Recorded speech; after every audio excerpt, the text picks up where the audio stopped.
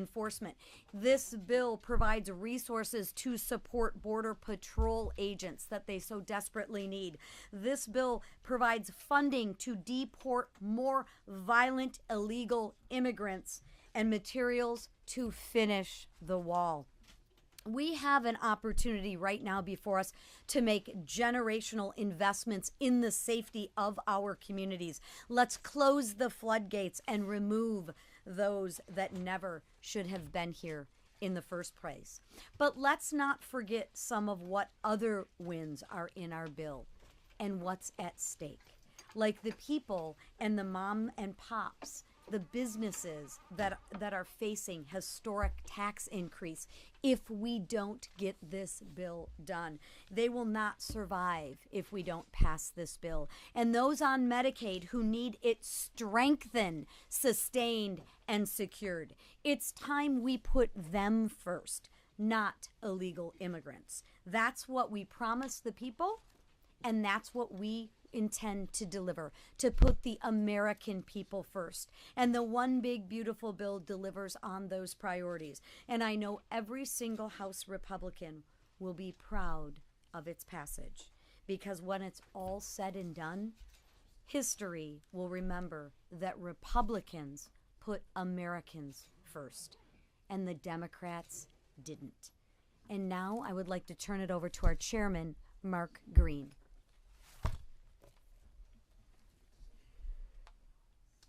Thank you, Speaker. Joe Biden, Kamala Harris, and Alejandro Mayorkas's reckless disregard for the rule of law created an historic border crisis.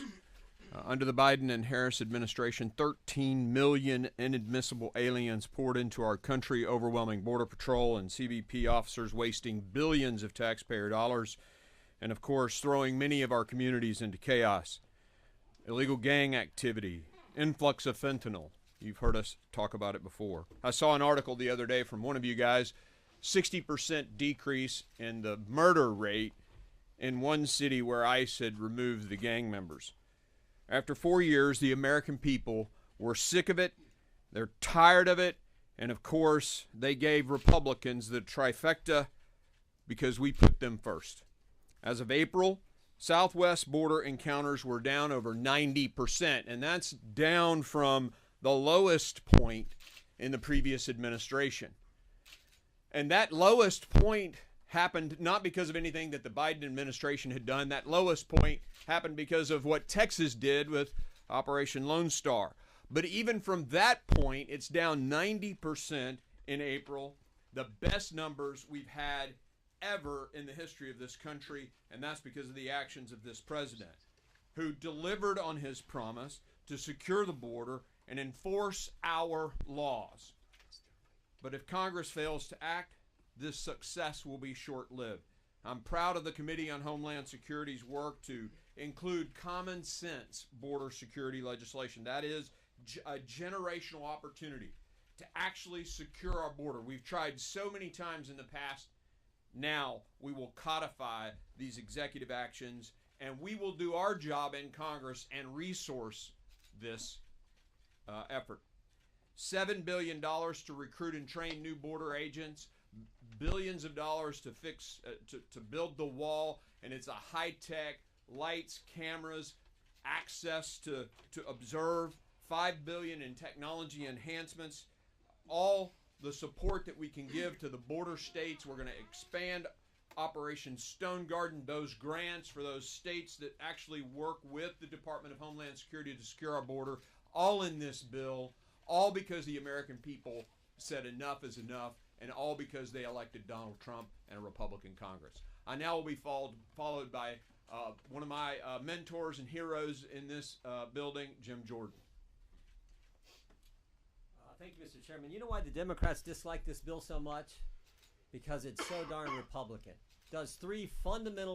Embraces three fundamental Republican principles. Cut taxes, secures the border, requires work.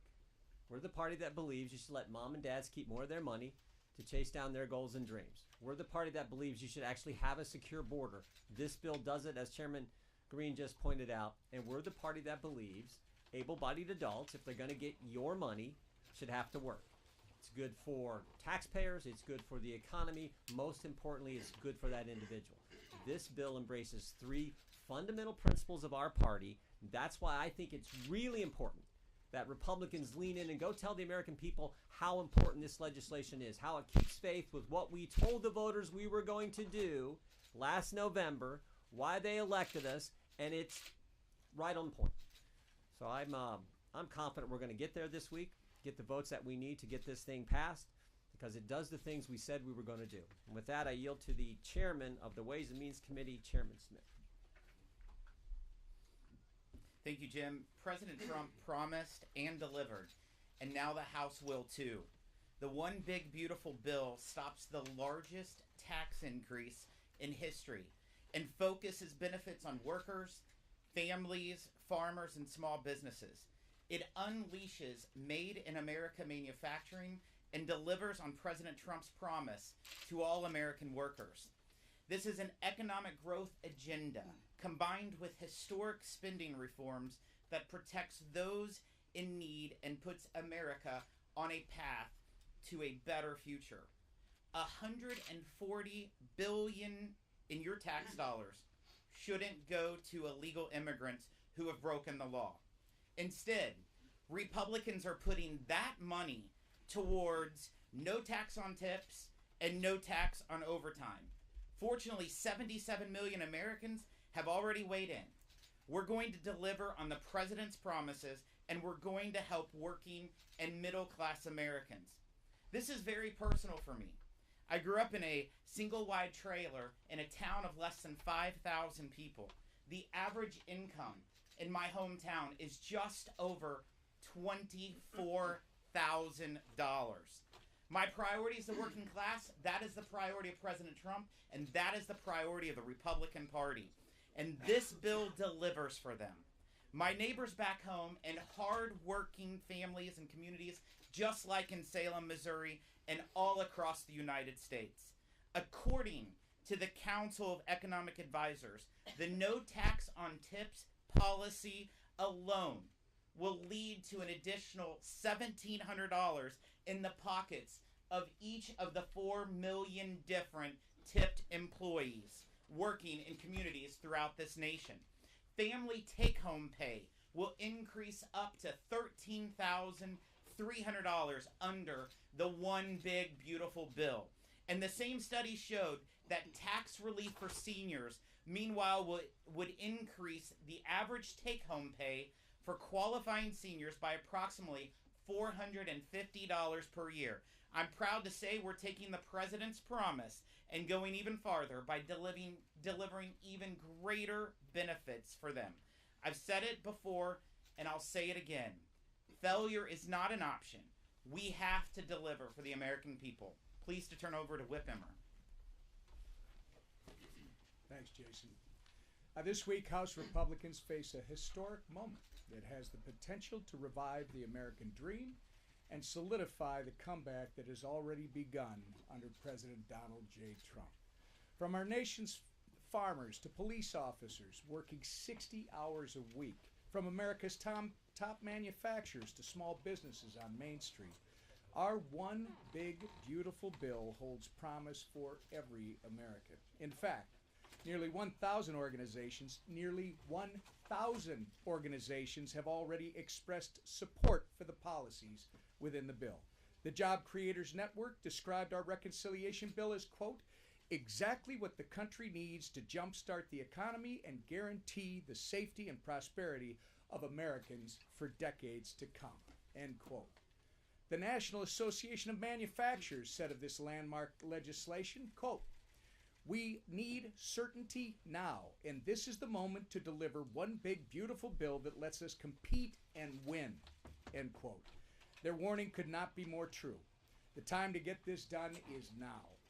Not only does this legislation make the 2017 Trump tax cuts permanent and implement no tax on tips and overtime pay, it also unleashes American energy, cuts waste, fraud, and abuse, and allows President Trump to continue his successful deportation and border security operations.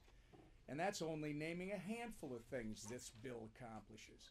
Our reconciliation bill delivers on President Trump's America First agenda, and it does so while saving the American people over $1.6 trillion. The One Big Beautiful Bill is truly a once-in-a-generation chance to get America back on track. House Republicans must seize this opportunity, and quickly. As my good friend Jason Smith just said, failure is not an option. With that, I turn it over to our leader, Steve Scalise. Thank you, Whip. Well, this morning, President Trump had a strong and clear message to a packed House Republican conference. And that is after months of long, intense discussions over really important differences and issues. This one big, beautiful bill has come through the committee process, and it's time to end the negotiations, unify behind this bill, and get it passed on to the Senate. And what President Trump really talked about was the things that we all talked about during the campaign. How important it was to prevent a tax increase on working class families. Low and middle income families would see a large, painful tax increase if this bill were not to happen. And look, we all know every Democrat's going to vote no. They've bragged about it. They are fighting tooth and nail to stop us from preventing a tax increase. Democrats also made it clear they want open borders.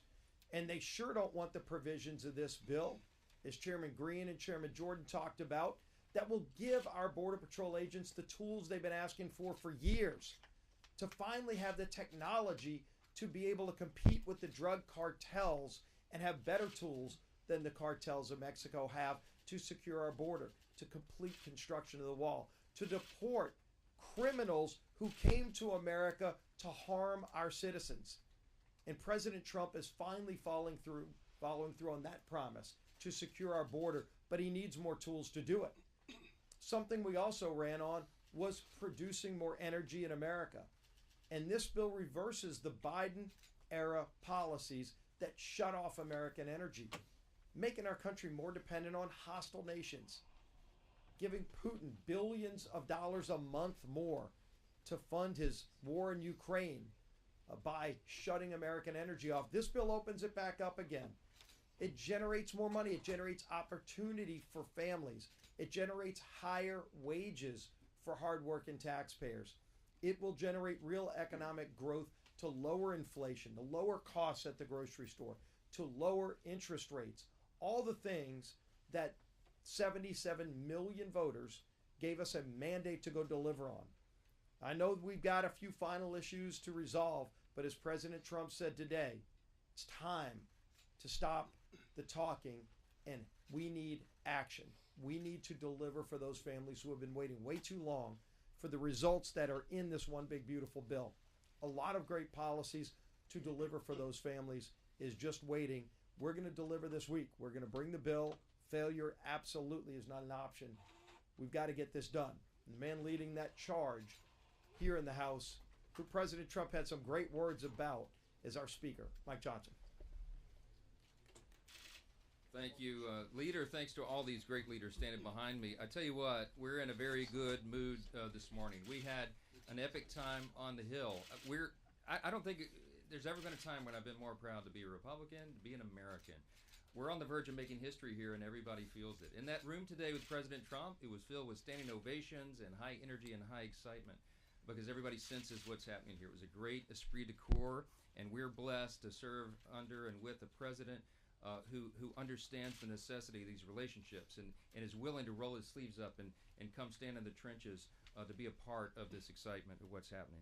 From the outset of the budget reconciliation process, we have sought to enact President Trump's full agenda, not just parts of it.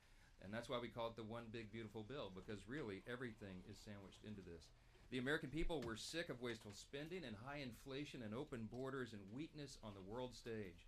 And you know what we're working towards right now? The opposite of all those things. President Trump has used his executive authority in historic ways to stop much of the bleeding. But Congress has a role and a responsibility to step in at this stage to stitch up and mend those wounds for good. And that's what this legislation is about. We cannot leave the American people waiting or wanting. The One Big Beautiful Bill enshrines into law and funds President Trump's promises. There's a lot of them. because we had to make them, because after the last 4 years, everything was an absolute disaster. So he's promised to cut wasteful spending and save taxpayers' money. Check. That's what we're doing. Make permanent historic tax cuts and prevent the largest tax hike in U.S. history. Check. That's what we're doing. Invest in our national defense and homeland security in a fiscally responsible manner. That too. Reestablish American energy dominance.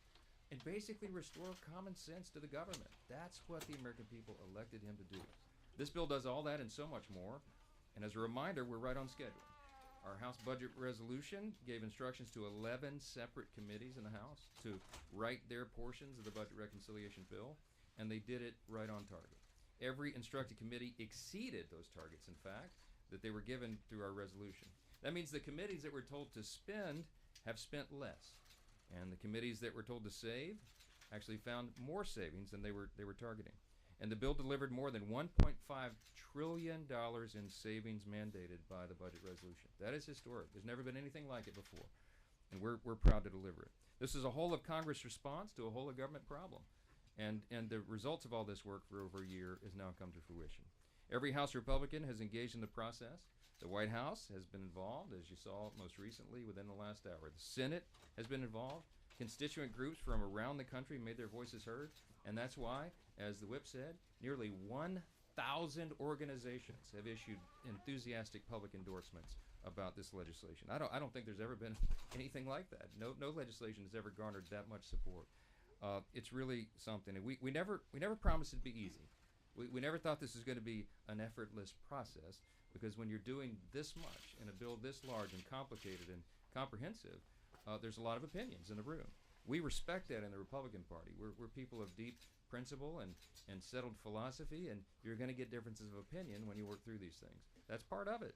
We welcome it. Nothing in Congress is ever easy, especially when you have small margins, but we are going to land this plane and deliver this, and we're proud what we've accomplished together. Every member of the conference can be proud of this legislation in the end. It's truly a nation-shaping piece of legislation. You heard some of the highlights here. Let me just give you a couple of things that haven't been mentioned yet, or can't be mentioned enough. Some of the big conservative wins in the bill that are common sense wins for the American people. Putting Americans first. I love what Chairman Jordan said. This is really simple. We're delivering. We're doing what we said we were going to do. When you talk about putting Americans first, we're making the largest investment in border security in over a generation, providing nearly $150 billion to secure our border and deport illegal aliens. We are cracking down on illegal aliens receiving Medicaid, Medicare, SNAP, and tax benefits that are intended for the citizens of this country. We're shifting the cost of adjudication in the immigration system from the American taxpayer to the aliens themselves. And we're imposing a fee on remittance payments to foreign countries by illegal aliens. Second category, providing historic tax relief. We're going to eliminate taxes on tips and overtime and provide tax relief for seniors on Social Security. We're going to eliminate taxes on auto loan interest if that car is made in the U.S., lowering the cost of borrowing for America's farmers and providing tax relief for job creators. Another category, bringing back common sense. I mean, that's the continuing theme here that we all talk about. We're repealing and rolling back over $500 billion in funding for the radical Green New Deal policies from Biden's so-called Inflation Reduction Act. We call it the Inflation Act. We're ending Biden's war on American energy. We're banning Medicaid dollars from going to transgender surgeries for minors. We're canceling Biden's student loan repayment program. We're increasing university endowment tax for these big woke institutions. We're revoking tax exempt status for nonprofits that materially support terrorism. We're doubling the jail time for leaks of confidential taxpayer information. We're eliminating big businesses' ability to engage in woke PR campaigns to facilitate refundability for green energy projects. We're incentivizing federal workforce to be at-will employees, and we're repealing Biden's disastrous EV mandate.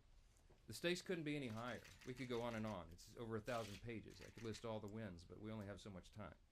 Despite the overwhelming popularity of so many of these provisions in this bill, the guys on the other side of the congressional Democrats have refused to engage with us in this process at all. They're not going to vote for anything that I just listed for you. And make no mistake about it. This week they're going to vote for. They're going to vote for the largest increase in taxes in American history.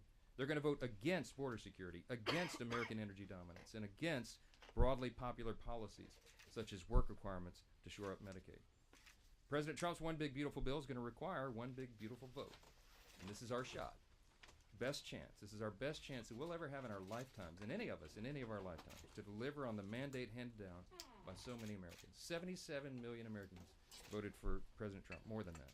And in fact, it's exactly what Republicans were sent to Washington to accomplish, as Chairman Jordan said.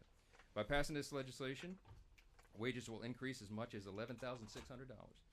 Take-home pay for the typical American family with 2 kids will increase by $13,300 a year. As many as 4.2 million full-time equivalent jobs will be created because of this legislation. But if we fail, here's the alternative. Here's what the Democrats are going to vote for. Every American citizen seeing a 22% tax hike. 26 million businesses would see a tax increase to 43%. We'd lose nearly 6 million jobs in the economy and about $1 trillion in GDP by some estimates. The Border Patrol and ICE would lack the resources to detain and deport criminal illegal aliens, and 1.4 million illegals would continue to receive taxpayer funding of health care. Look, we could go on and on this morning about finishing the border wall and accomplishing all these things that we've talked about. But I'm just end it here and tell you that failure is simply not an option.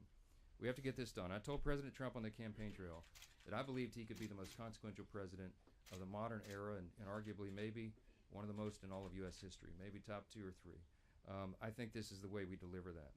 And by extension, that means that this Congress can be one of the most consequential in history. We do not take that lightly.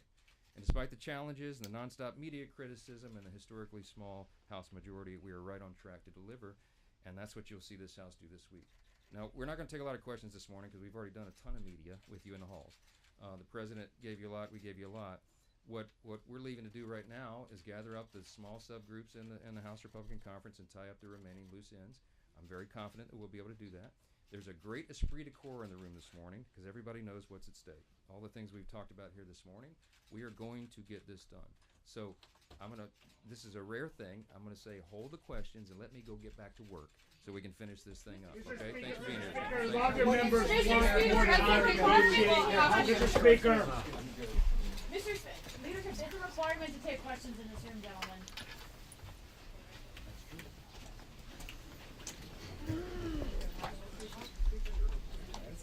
Law and order, come on. That was amazing.